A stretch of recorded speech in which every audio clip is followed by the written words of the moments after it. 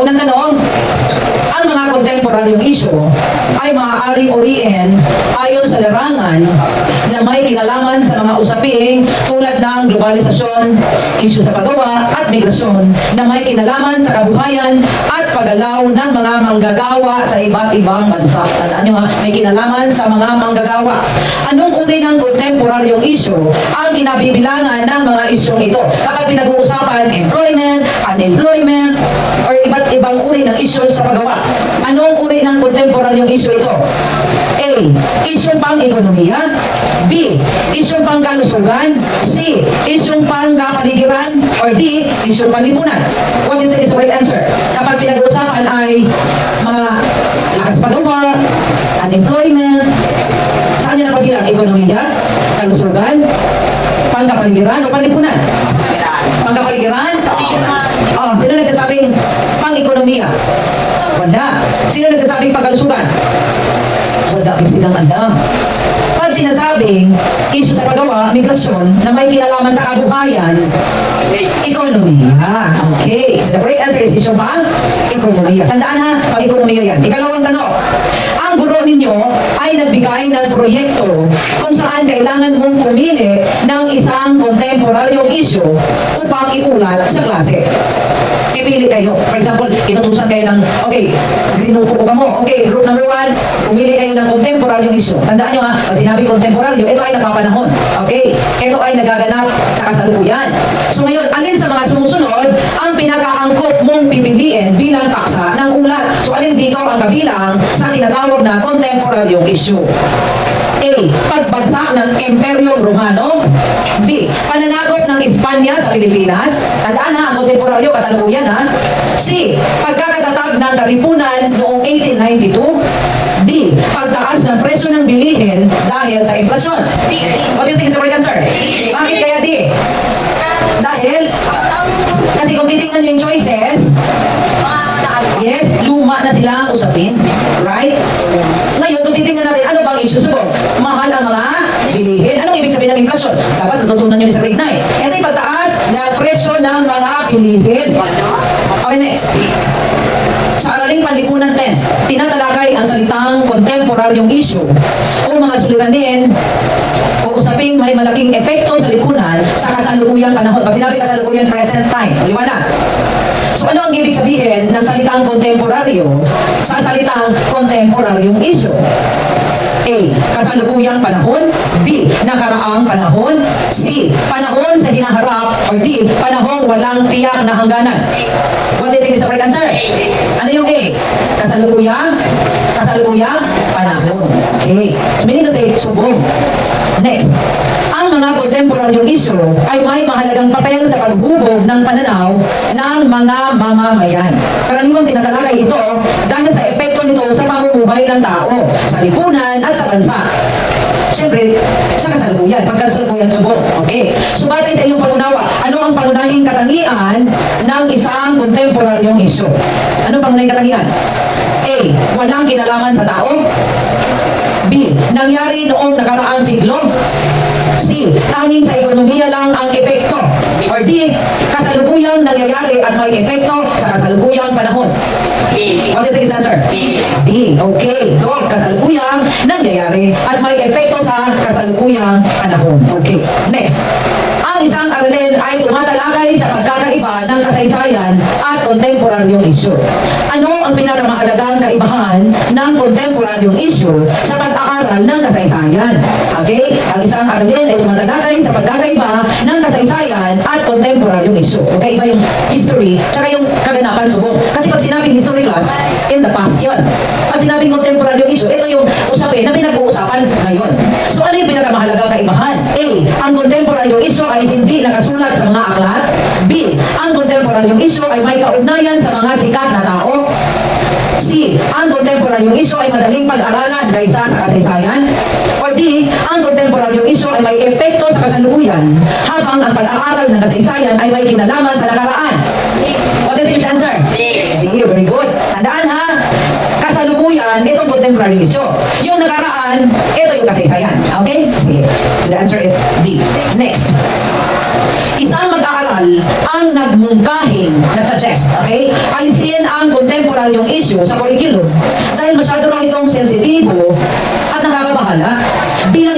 oral na may kaalaman sa kahalagahan ng contemporary issue, paano mo mapapahalagahan ang bahaging ginagampanan nito sa edukasyon? Okay? Kasi gusto alisin, meron na suggest, alisin na lang yan kasi masyado sensitive yan eh. Pero bilang nag-aaral kayo, ano ba ang kahalagahan ng pag-aaral ng contemporary issue? Paano mo ito mapahalagahan? A. Palitan ito ng madaling talakayin. B. Iwasan na lang ang paksa para walang gulo. Or C. Alisin na lang para hindi na ma-stress ang mga mag-aaral. D. Mahalaga ito dahil tumutulong sa pag-unawa ng tunay na isyong panlipunan. What do you think is the right answer? Okay, bilang isang mag-aaral na may kaalaman sa kahalagahan ng contemporary issue, paano mo mapapahalagahan ang bahaging ginagampanan nito sa edukasyon? So, mahalaga ito dahil tumutulong sa pag-unawa ng tunay na isyong panlipunan. For example, corruption. Social issue yan, tama? So ngayon, pag pinag-aaralan natin yung kahalagahan, bakit kailangan pag-aaralan ang korupsyon? Anong kinalaman nito sa atin? So kapag alam mo na ay, ang korupsyon pala ay hindi mabuti, dahil lalo maghihirap ang mga tao. So kapag naiintindihan nyo yan, mapahalagahan nyo na, kailangan pala namin pag-aralan ang tungkol sa korupsyon para pag darating ang tiyempo, ang panahon, na kayo ay pipili ng kandidato, siyempre, anong iiwasan nyo? Anong pipiliin nyo? Yung kurakot? Ha? Bakit hindi? Kasi alam nyo na hindi talaga mabuti kapag kurakot yung ating magiging pinuno. Do you understand? Okay, so the answer is D. Next. Ang kagubatan ay isa sa pinakamahalagang pinagkukunang yaman ng bansa. Okay? Hindi lamang ito nagsisilbing tahanan ng iba't ibang uri ng hayop, kundi nagbibigay din ito ng kabuhayan sa mga tao. Di ba nga saan tayo kumukuha ng ginagawa nating bahay? Sa mga kahoy, di ba? Okay. Sa kabila ng mga pakinabang na nakukuha mula sa mga kagubatan, ay patuloy pa rin ang deforestasyon. Ano ibig sabihin ng deforestation? Pagputol ng mga kahoy walang habas na pagputol ng mga kahoy. So ang mga sumusunod ay mga dahilan ng pagkasira ng kagubatan maliban sa. Pag sinabing maliban sa, alin dito?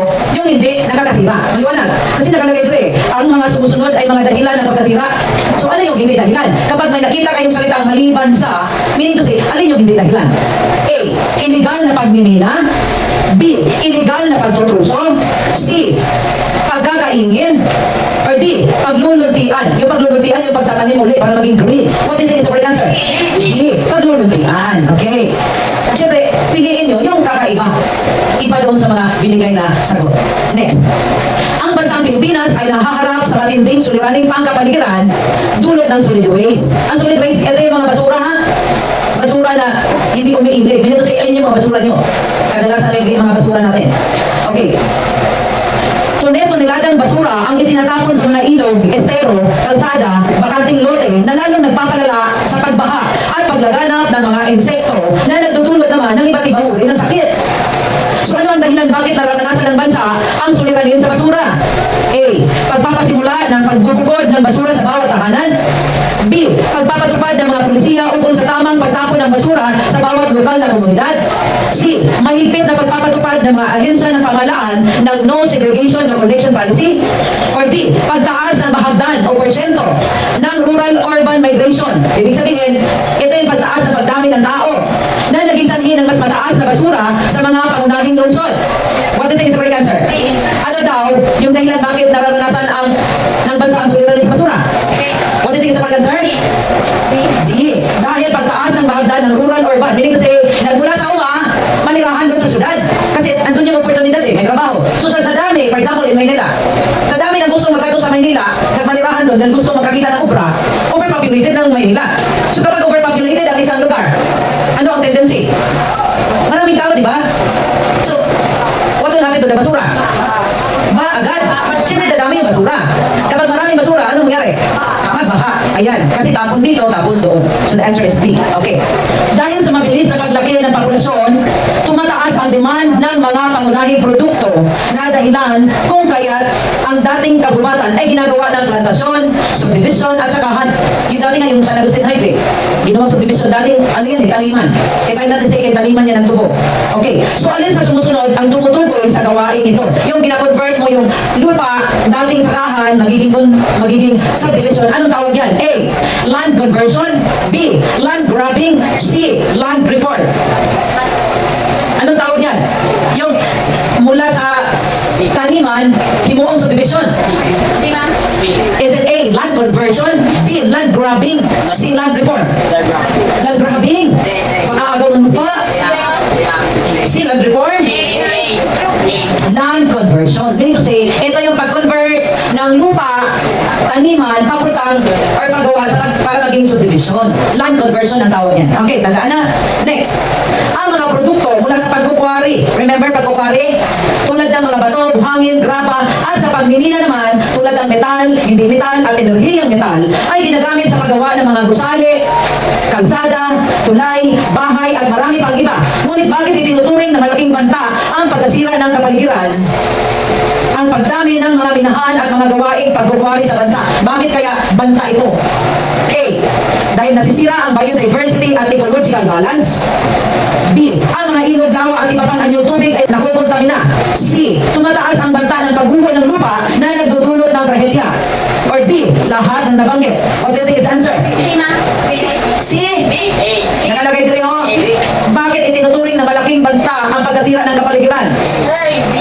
Dahil dumami ang minahan at pagkakwari. A. Nasisira ang biodiversity at ecological balance. B. Ang mga ilog, lawa at iba pang anyo ng tubig ay nakukontamina.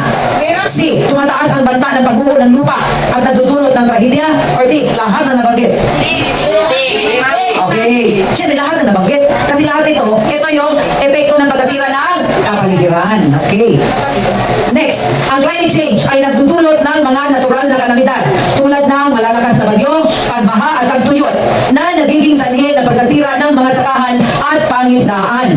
Ano ang maaaring implikasyon nito sa kabuhayan ng mamamayan? Tandaan nyo, dahil sa climate change, grabe na yung bagyo, mas malalakas na, tapos grabe na yung tagtuyot at pagbaha. So ngayon, ano ang maaaring implikasyon nito sa kabuhayan ng mamamayan? A. Nagiging sagabal ito sa pag-unlad ng bansa. B. Sanhi ito ng paglikas ng mga tao papuntang syudad. C. Nagdudulot ito ng panganib sa seguridad ng pagkain. Or D. Nanganganib lumubog ang mga mabababang bahagi ng bansa. What do you think is the answer? Nakalagay dito, ano ang maaaring implikasyon ng sa kabuhayan ng mamamayan? Nakalagay dito, ang climate change ay nagdudulot ng kalamidad tulad ng malalakas na bagyo, pagbaha at tagtuyot na nagiging sanhi ng pagkasira ng sakahan at A. Nagiging sagabal sa pag-unlad ng bansa. B. Sanhi ito ng paglikas ng tao papuntang syudad. Or C. Nagdudulot ito ng panganib sa seguridad ng pagkain. Or D. Nanganganib lumubog ang mabababang bahagi ng bansa. What do you think is the answer? Bakit C? What do you think is the answer? So the correct answer is C. Nagdudulot ito ng panganib sa seguridad ng pagkain. Siyempre tagtuyot na. So what will happen to the pananib? Tingnan na lang matay. So pwede rin itong magdudulot ng pagkasira ng pangingisda at pagkain din yun. Do you understand? So the answer is C. Okay. Next, nakasaad sa Republic Act 9003 na kilala bilang Ecological Solid Waste Management Act of 2000 ang mga alituntunin sa wastong pamamahala ng basura at pagpapatupad ng mga programang nakatuon sa pakikisa ng bawat mamamayan upang mabawasan ang basurang itinatapon. Paano nakatulong ng malaki ang batas na ito sa pagsulong na wakasan ang suliranin sa solid waste ng bansa? Okay, paano daw nakatulong yung Republic Act 9003? A. Upang maisaayos ang pagpapatupad ng waste segregation at resource recovery. B. Pagtatag ng National Solid Waste Management Commission at National Ecology Center. C. Naging batayan ito upang magkaroon ng MRF or Material Recovery Facility ang bawat ahensya o maging tahanan sa bansa. Or D. Lahat ng nabanggit. What do you think is the correct answer? Okay, what was your answer? D. Lahat ng nabanggit. Sa mga tuwid, itong mga nabanggit, kasali ito doon sa Republic Act 9003. Okay? So siniguro ko lang para sure kayo. Okay, next. Ang pamamahala ng basura or waste management ay sinasagawa upang mapangasiwaan ito ng maayos at para maiwasan ang masasamang epekto nito sa kalusugan at kapaligiran. Kasi di ba pag maraming basura, siyempre nakakapagdulot yan ng iba't ibang sakit. Siyempre pamumugaran yan ng iba't ibang insekto kagaya ng mga lamok, langaw, gets. Tapos di ba, kakain tayo, pupunta yung mga langaw, alam na. So what will happen to us? Pwede tayo magkasakit. So paano ka maging kabahagi ng mga pagbabago na naglalayong masolusyonan ang mga suliranin sa solid waste? Okay. So paano ka makikisali doon? A. Ipahayag sa pamahalaan ang mga hinanakit na nangyayari sa lipunan at sariling buhay. Pati ng flight mo, ipahayag mo to. B. Magkaroon ng kamalayan sa mga isyo at hamong panlipunan na nararanasan sa sariling komunidad. C. Maging aktibong makibahagi sa pagbuo ng solusyon sa mga isyo at hamong panlipunan sa pamamagitan ng paglahok sa mga programa ng iba't ibang sektor ng lipunan. Or D. Humingi ng tulong sa ibang bansa dahil malawak na ang isyo sa lipunan at hindi na kaya magtasin ng pamahalaan ang mga suliraning nararanasan ng mga Pilipino. Ang tanong, paano ka maging kabahagi ng mga pagbabago na naglalayong masolusyonan ng mga suliranin sa basura? Oh, what do you think is the correct answer? Alin sa palagay niyo ang tama dito? magkaroon ng kamalayan sa mga isyu at among panlipunan na nararanasan sa sariling komunidad? O maging aktibo makibahagi sa pag-uul ng solusyon sa mga isyu at among panlipunan sa pamamagitan ng paglaog sa mga programa ng iba't ibang sektor ng lipunan?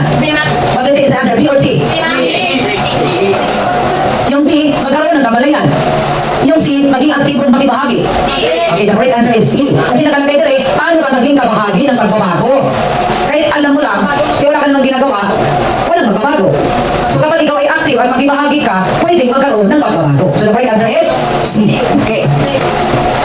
Isa ang inyong barangay na nakakaranas ng suliraning pangkapaligiran tulad ng pagbaha sa tuwing nagkakaroon ng mga malalakas na pag-ulan o bagyo.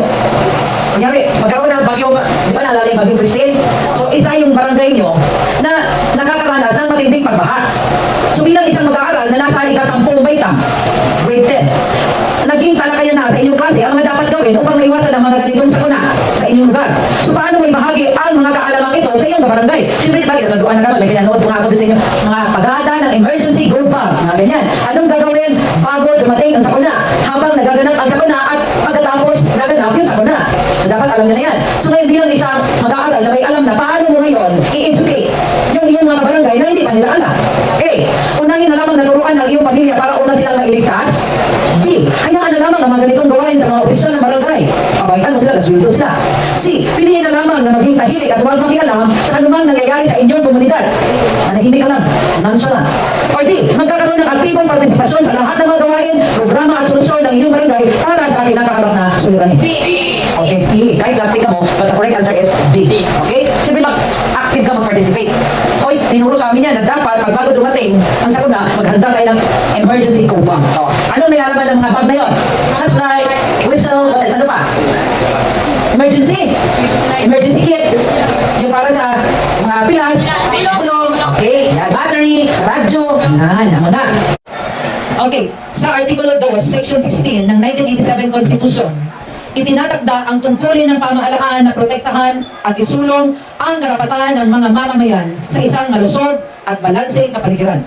Dahil dito, inilabas noong July 27, 2009, ang Republic Act number 9729 na kilala bilang Climate Change Act of 2009 na tugon ng bansa sa pagbabago ng klima at para tuparin ang mga obligasyon pang internasyonal alinsunod sa United Nations Framework Convention on Climate Change. Haba, di ba? Ari pa. Alin sa mga sumusunod ang maaaring mangyari kung hindi malulutas ang suliranin sa climate change na kinakaharap sa kasalukuyan?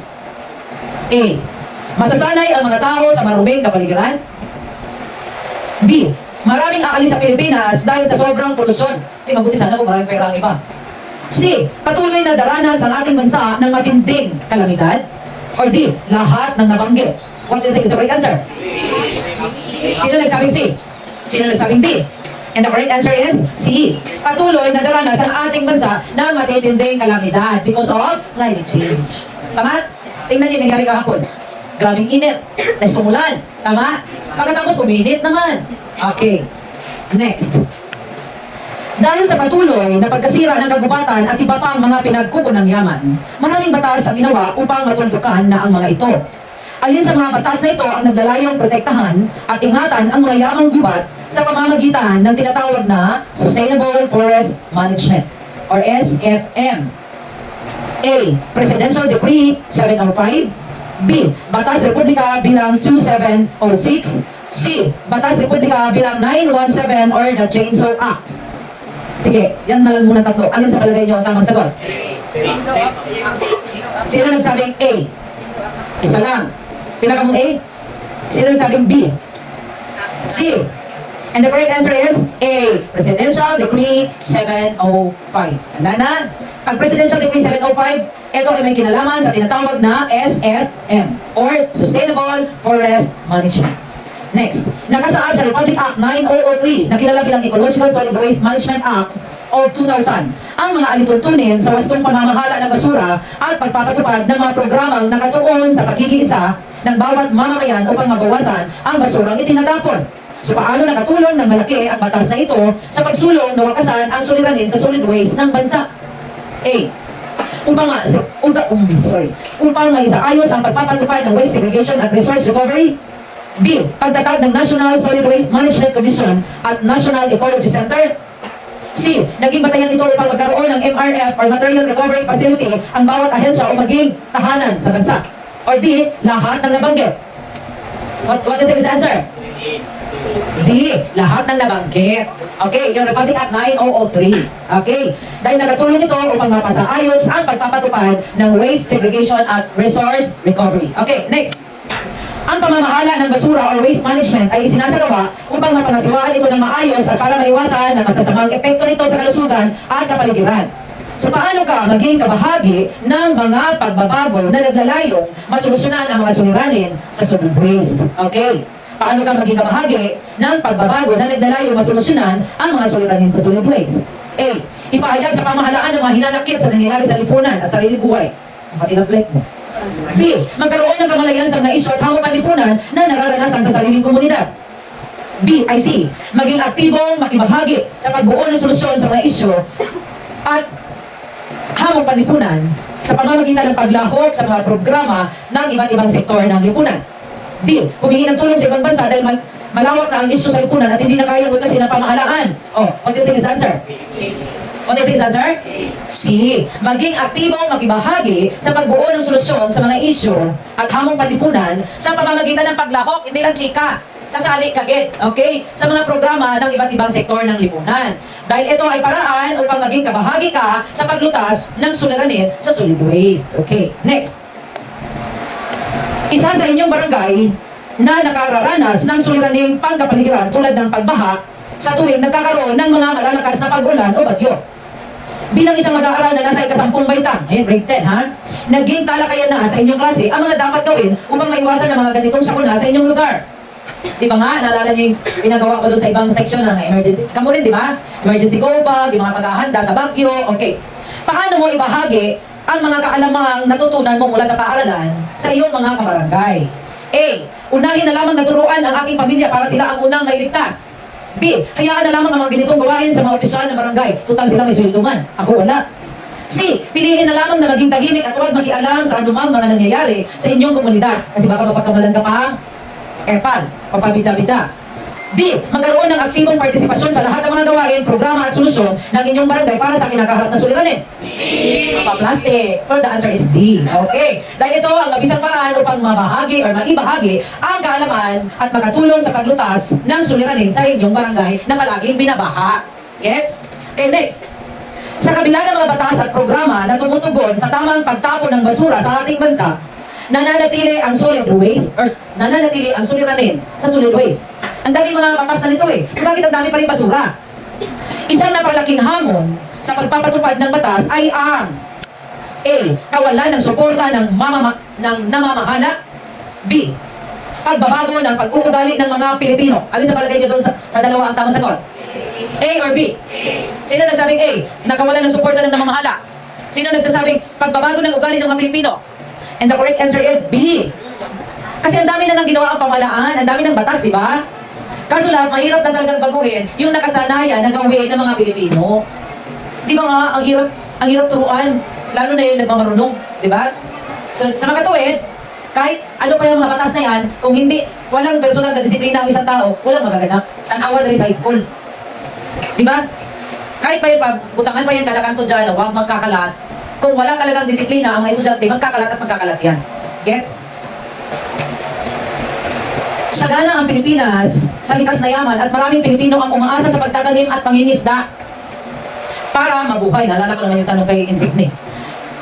Bakit sinasabing ang mga mahihirap na mamamayan ang pinaka-apektado ng deforestation? Okay? Tandaan nyo ha, nakalagay dito, umaasa sa pagtatanim at pangingisda. Okay. A. Dahil nakadepende sila sa gubat para sa kabuhayan at proteksyon. B. Dahil sila ang pangunahing nagtutruso o nagkakaingin para kumita. C. Dahil sila ang pangunahing benepisyaryo ng pamahalakang reforestation programs. Or D. Dahil marami sa kanila ang naninirahan sa urban lowland kaya ramdam nila ang epekto ng real estate at presyo ng lupa. What do you think is the answer? D. Real estate. A. Dahil nakadepende sila sa gubat para sa kabuhayan at proteksyon. So ito ang mga pangunahing dahilan kung bakit sila ang pinaka-apektado. Real estate ka dyan. Next. Ang mga suliraning pagkapaligiran na tinatalakay ay maituturing na sanhi ng climate change at nangyayari ang mga ito dahil sa mga ginagawa ng tao. So kung magpapatuloy ito, tiyak na daranas pa tayo ng mas matinding kalamidad na lalo pang magpapahirap sa atin. Paano maging handa ang bawat isa sa mga posibleng epektong dala ng climate change sa buhay at ari-arian ng tao? A. Maghanda ng emergency kit at family evacuation plan. B. Magibahagi sa mga barangay-oriented early warning system at evacuation drills. Oh, yan ang pagpipilian nyo. What do you think is the answer? Maghanda ng emergency kit at family evacuation plan. Or B. Magibahagi sa mga barangay-oriented early warning system at evacuation drills. Taas ang kamay ng A. Taas ang kamay ng B. The correct answer is B. Isang paraan para maging handa sa isang sakuna. Okay, next. Okay lang. Walang masama magkamali. Okay, sa paghahanda sa kalamidad, tinukoy ng guro ang mga sanhi ng sakuna na maaaring magmula sa kalikasan tulad ng bagyo, lindol at pagputok ng bulkan o gawa ng tao tulad ng sunog at polusyon. Ano ang tawag sa mga banta na maaaring dulot ng kalikasan o gawa ng tao na kung hindi maiiwasan ay maaaring magdulot ng pinsala sa buhay, ari-arian at kapaligiran? A. Hazard. B. Mitigation. Ano yung tawag doon sa mga banta? Hazard. Okay. Doon na lang basa ko. Kasi kapoy-kapoy lang basa. Next, sa mga nagdaang taon, iba't ibang bahagi ng bansa ang nakaranas ng matinding epekto ng bagyo, lindol at iba pang kalamidad. Marami sa mga ito ay nagdulot ng malaking pinsala sa buhay at ari-arian sa konteksto ng disaster management. Ano ang pinakamainam na paraan upang mabawasan ang epekto ng mga natural na sakuna sa mga komunidad? Natural na sakuna, earthquake, volcanic eruption, yung mga natural. Okay. A. Paggawa ng matibay na infrastruktura. B. Aktibong pagkikilahok ng komunidad sa early warning. O, alin doon ang dalawa? Alin doon ang magkabuli? Pinakamainam na paraan para mabawasan ang epekto ng mga natural na sakuna. Oh, what do you think is the answer? A. Paggawa ng matibay na infrastruktura. Or B. Aktibong pagkikilahok ng komunidad sa mga early warning. The correct answer is? B. Okay. Upang mabawasan ang epekto ng sakuna. Bisa papakuton mo pala, kung may volcanic eruption yan, ipatay ka. Ngayon pa lang, yung mga early warning dyan, na dapat kapag matindi na yung let's say, sumabog yung vulkan, matindi na yung mga lava net, hulaton mo pa ba? Dapat aga pa lang, mag-eksena ka na, depende doon sa i-instruct ng otoridad sa'yo. Okay, next. Ayon kina Abarquez at Sobier, noong 2004, ang CBD-RRM ay proseso kung saan ang mamamayan ay aktibong nakikilahok sa pagtugon sa panganib. Batay sa ideyang ito, ano ang ipinakitang pangunahing layunin ng CBD-RRM? Pangunahing layunin. Ito yung main objective niya. A. Pagbili ng mga gamit tulad ng flashlight at first aid kit. B. Pagpapalakas ng kakayahan ng mamamayan na maging aktibo sa pagtugon sa mga banta ng sakuna. O, alin doon ang tawag sagot? Eh, syempre yung B. Hindi ko na yung binasa yung iba. Kasi wala mang kinalaman yun. Okay, next. Isang binabahang barangay ay nais magpatupad ng CBD-RRM at magkaroon ng maagang babala para sa agarang paglikas. Okay? Alin ang pinakamainam na hakbang para sa epektibong early warning system? Okay. Alin ang pinakamainam na hakbang para sa epektibong early warning system? A. Maghintay ng abiso mula sa National Disaster Agency bago kumilos. B. Umasa sa ulat ng National Weather Agency at huwag na magsagawa ng lokal na monitoring. C. Magbuo ng lokal na monitoring team na may kasanayan sa simpleng teknolohiya tulad ng rain gauge at flood marker. Oh, alin sa palagay niyo ang tamang sagot? Taas ang kamay ng A. May nagsasabing A. Sino nagsasabing C? The correct answer is? Yes? C. Okay. Next. Siyempre, di ba? Pagsasabihin, uy, parang masyado malakas na ang ulan na. O medyo tumataas na. Para mabalaan ka agad kung kailangan na bang lumikas. Pero kung taliti-taliti, tapos lumikas ka, okay naman si mo. Gets? Okay. Next. Sa pagbuo ng mga plano para sa disaster risk reduction, may dalawang pangunahing paraan ng pamamahala. Ang isa ay mula sa mga desisyon ng mga national government agencies at ang isa naman ay mula sa aktibong partisipasyon ng mga lokal na mamamayan. So, ano ang pangunahing pagkakaiba ng top-down at bottom-up approaches sa disaster management? Maraming drawing ko pa ng dire. A. Top-down, volunteer groups. Bottom-up, pribadong sektor. B. Top-down, top muna ha, lokal na komunidad. Bottom-up, international na organisasyon. C. Top-down, gobyerno mula sa itaas. Bottom-up, partisipasyon ng komunidad. Alam nila, no? Praise the Lord. Okay. Sa Ruby pala mo ka-answer, grabing drawing ko, de? Okay. May kakulangan sa koordinasyon ng pambansa at lokal na pamahalaan sa mga nakaraang sakuna. Upang maiwasan ito, ipinanungkala ngayon ang kombinasyon ng top-down at bottom-up approaches. Meaning ko sa ipagsamahin yung top-down at bottom-up. Paano mabubuo ang mas epektibong disaster management plan? Okay. A. Ipagkatiwala lahat sa pambansang pamahalaan. Yes or no? No. Sabihin nyo lang kung ano ka.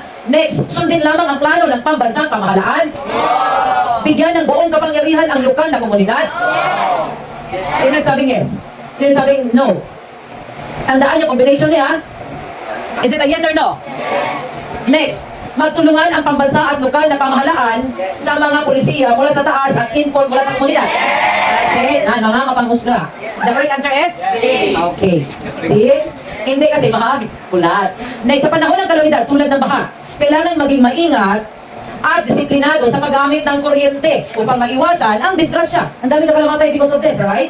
So anong ahensya ng pamahalaan ang nagmungkahi nito? A. Sabihin niyo kung no or yes ha? Department of Agriculture? No! Department of Energy? Yes! Praise the Lord. Energy. Siyempre may kinalaman sa kuryente or electric. Next. Noong 2013, ang Kabisayaan ay hinagupit ng isang malakas na bagyo na nag-iwan ng malawakang pagkasira ng mga infrastruktura, kumitil ng libo-libong buhay at pumaralisa ng lokal na pamahalaan. Ano ang pangalan ng bagyong ito? Yolanda. Very good. Yolanda. First time. Okay. So Yolanda yun ha, 2013. Okay. Wala na choices, kaya na-answer na eh. Next. Kaya ba tumigil na dyan? Ang Pilipinas ay kabilang sa listahan ng 10 pinaka-apektadong bansa ng kalamidad na dala ng climate change. Anong batas ang nagbigay ng legal na batayan sa mga patakaran, plano at programa upang makahanda sa sakunang dulot ng kalamidad? Ayan ha, alam ko, ulat nyo lang eh. A. Climate Change Act of 2009. B. Philippine Clean Air Act of 1999. Pili ka muna sa dalawa lang. Siyempre, A. Climate Change Act or tinatawag na Republic Act 9. This is also called Republic Act 9729. Okay. Legal na batayan sa mga patakaran, plano at programa na siyempre may kinalaman sa sakuna na dulot ng kalamidad. Okay, next. Ang Bulkang Taal ay pumutok noong January 12, 2020 na umabot sa Alert Level 4. Naglabas ang bulkan ng steam-laden tephra column na may kasamang volcanic lightning. Ano ang agarang ginawa ng mga tao sa paligid ng bulkan? Oy, ano na niya? Alert level 4 na ha? A. Nagtago sa loob ng bahay. B. Pumila para sa relief goods para hindi maunahan. C. Lumikas sa evacuation center. Okay. Kala ko malago eh. Ayon sa NDRRMC, umabot sa 6,340 ang nasawi. 1,061 ang nawawala. At 89.6 billion ang halaga ng mga nasalantang ari-arian ng Bagyong Yolanda. Bakit karapat-dapat na ituring ang Bagyong Yolanda na isang pambansang kalamidad? Dahil ito ay A. Pinakamalakas na bagyo na naitala sa kasaysayan ng mundo. Yes or no?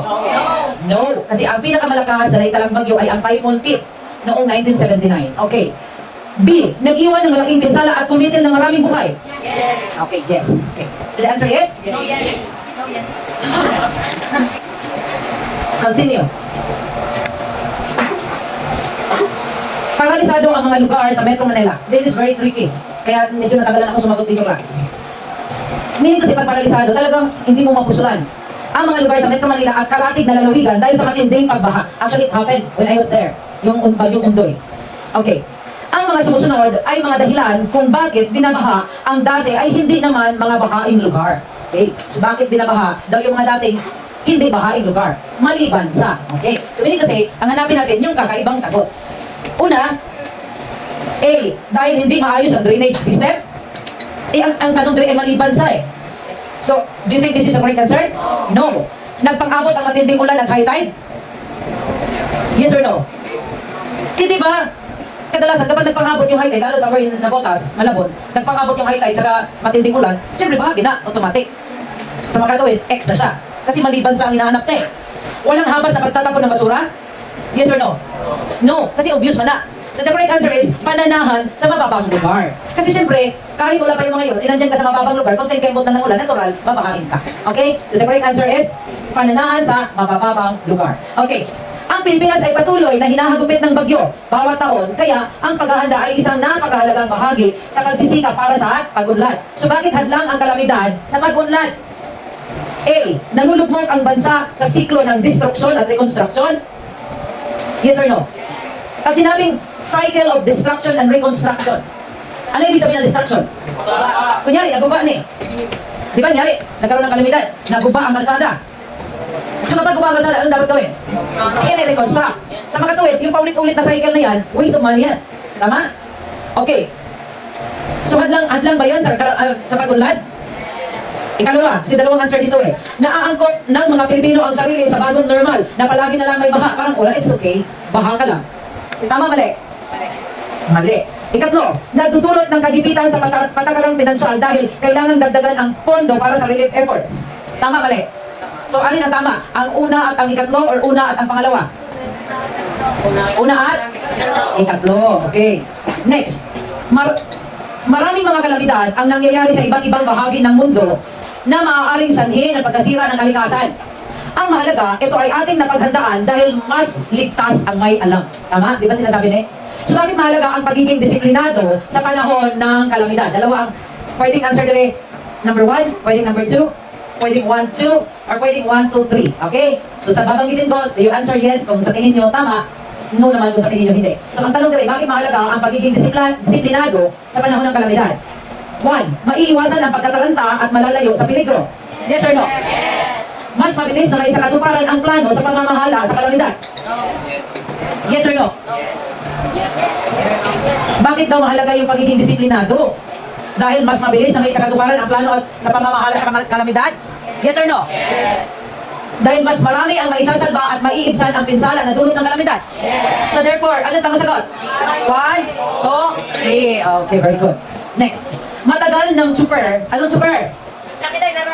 Pwede namang jeepney driver, basta driver. Okay, matagal ng super si Mang Dani. Alam niya na takang disgrasya ang daan, kaya palagi siya nag-iingat. Subalit, may mga pangyayari talaga na hindi maiiwasan, kagaya ng lindol. So ano ang nararapat gawin ni Mang Dani kung naabutan siya ng lindol habang nagdadrive siya sa kalsada? A. Lumahok sa earthquake drill. Lumahok sa earthquake drill? Isagawa ang duck cover and hold? Itabi ang sasakyan sa ligtas na lugar at lumabas? Yes! Alam ko mag-earthquake drill pa eh. Okay, next. Si Aling Lusing ay nakatira malapit sa dalampasigan. Ano dalampasigan? Nag-issue ang pamahalaan ng tsunami warning sa kanila matapos ang malakas na lindol. So ano ang nararapat gawin ni Aling Lusing? A. Mag-panic buying kasi baka maubusan siya ng pagkain. Maghintay sa mga rescuer para isalba siya. Lumikas at pumunta sa mas mataas na lugar. Okay. Praise the Lord. Next. Ang National Disaster Risk Reduction and Management Plan ay napapalooban ng 4 na thematic na bahagi. Alin sa sumusunod na sitwasyon ang kakikitaan ng disaster, rehabilitation, at recovery. Okay. Yun ang ginapakita. A. Nanunumbalik ang kaayusan at normal na daloy ng pamumuhay ng tao. Or B. Natatasa ang pangunahing pangangailangan, lawak at pinsala na dulot ng kalamidad. What do you think is the best answer? A or B? Hindi ba nakalagay ito rin disaster, rehabilitation, and recovery? Ito ba yung pagpapanumbalik ng kaayusan at normal na daloy ng pamumuhay ng tao? Or ito yung mapalaan natin kung ano yung mga pangangailangan, ano yung gaano kalaki yung pinsala na nawala because of the kalamidad? What do you think is the answer? A or B? A. Taas ang kamay ng A. Taas ang kamay ng B. Okay, and the correct answer is? A. Okay. Ito ay pagpapakita ng pagbangon mula sa kalamidad at pagbalik sa normal. Yun yung ibig sabihin ng rehabilitation and recovery. Okay. Next. Ang resiliency ay ang kapasidad na maghanda, rumisponde at makabangon sa isang kalamidad. Sino sa sumusunod ang nagpakita ng resiliency? Ito medyo mahirap sa class.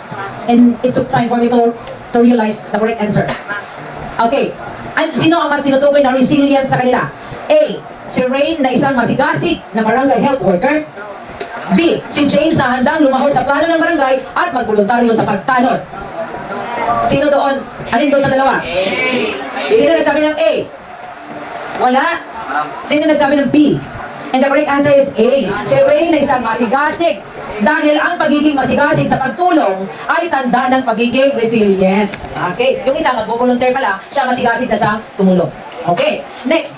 Umabot sa 46 kabilog na bangkay. Okay. 46 sa pirasong bangkay ang nahukay sa natagunang mining bunkhouse. Sanhi ng malaking landslide sa Itugon, Benguet noong September of 2018. So sa pangyayaring ito, sapat ba ang ginawang paalala o abiso ng mga otoridad para matiyak ang kaligtasan ng mga taong naninirahan sa landslide-prone na lokasyon? May namatayan ang 46 ha. A. Oo, dahil paulit-ulit na nagbibigay ng babala ang otoridad. B. Oo, dahil pinalilikas sila sapagkat landslide prone ang kinatatayuan ng kanilang barong-barong.